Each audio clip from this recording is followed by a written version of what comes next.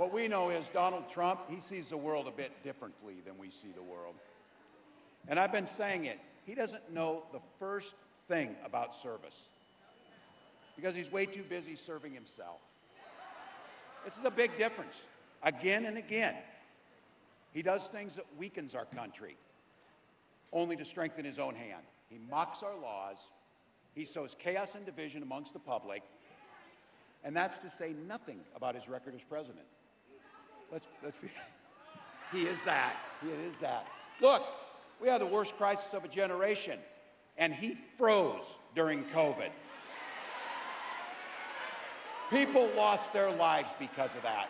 He drove the economy into the ground, and make no mistake, violent crime was up during Donald Trump's presidency. And that's not even counting the crimes he committed. So. Some of the gray hairs in here remember a Republican Party that used to actually talk about freedom. These guys, when they talk about freedom, it means government has the freedom to invade your exam room with your doctor. Now, I know, look, we got a lot of commonalities. And I'll say this, as an NFC North guys, Vikings fans are proud of the Lions. I will say that. I will say that. But in Minnesota, we respect our neighbors' personal choices. We may not agree with them or make them from ourselves, but I've been saying this, you all know it. Our golden rule is mind your own damn business. Just mind your own business. It's amazing what minding your own damn business does to make things work better. Don't like a book, don't read it.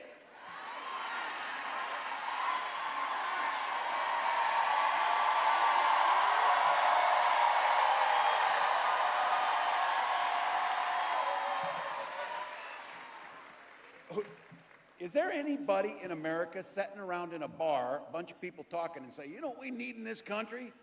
We need a bad animal farm. That's the first thing we'd even do. Nobody says that. But you know what? It would be fun if it wasn't so dangerous, because then they start thinking about things like IVF and banning IVF. And I have to tell you, this is very personal for my family. When my wife and I decided to have children, we went through years of fertility treatments. Remember, every time the phone rang, I'd catch my breath. I'd feel nervousness, and then it would be a crushing feeling when they told us that the treatments didn't work.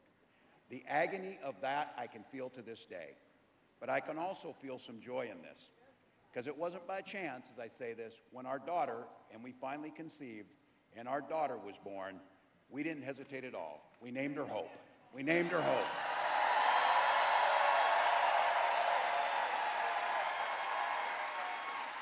But I do have to tell you something about hope. My wife always tells me this.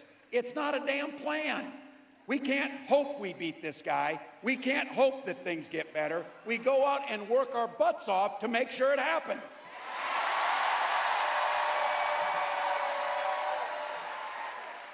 So when our next president walks out here and she talks about freedom, she means the freedom to make your own health care decisions. And when she comes out here and talks about that our children should be free to go to school without being shot dead in their classrooms. Look, we believe strongly in Minnesota in the Second Amendment, just like you do. But we also believe strongly in common sense gun violence prevention laws.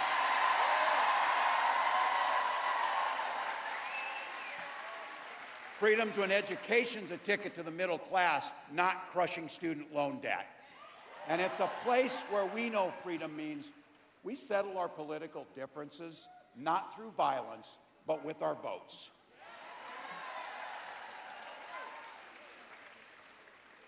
You get it. You drove out here. You stood here.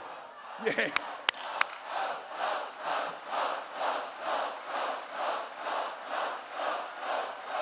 Please.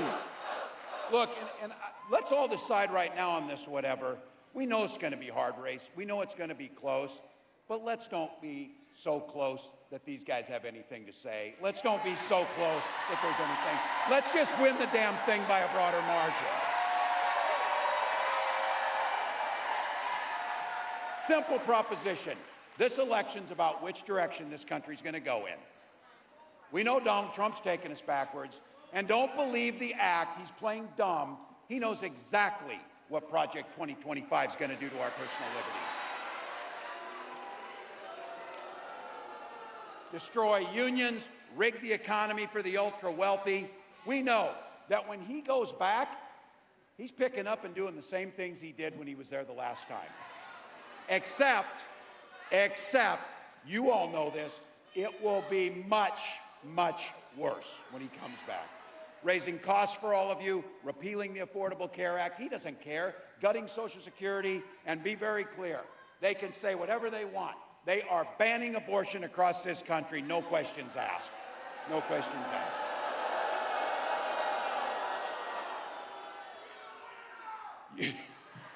Yeah, you think this guy cares about you or your family? His running mate has the same dangerous and backward agenda as Trump. Well, heck, you all know it. Every regular person in the heartland went to Yale, had Silicon Valley billionaires fund his career, and then he writes a book trashing the very community that raised him.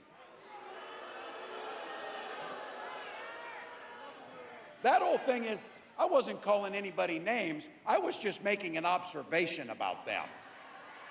We can see it. And here's my thing. There's a lot of things going to happen, by the way. We got about 91 days, and I keep telling people this, 91 days. My God, you can do anything for 91 days. 90. Christ, I haven't slept in 24 hours. You know why? We'll sleep when we're dead. We'll sleep when we're dead. Get it going.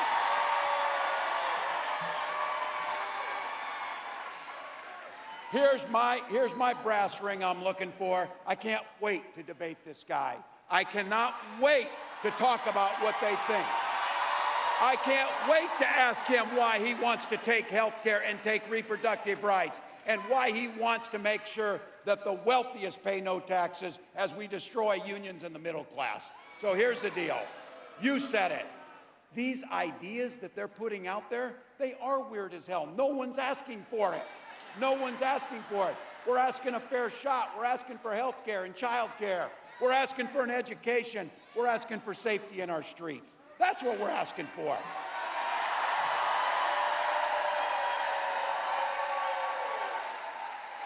And we're going to get it because that's what this campaign's about. It's about moving forward. Look, you know that Kamala Harris believes that you should be making the own choices in your life. She believes that every person should have an opportunity to enter the middle class. She believes in something so beautiful and simple with joy. She believes in the promise of this great nation.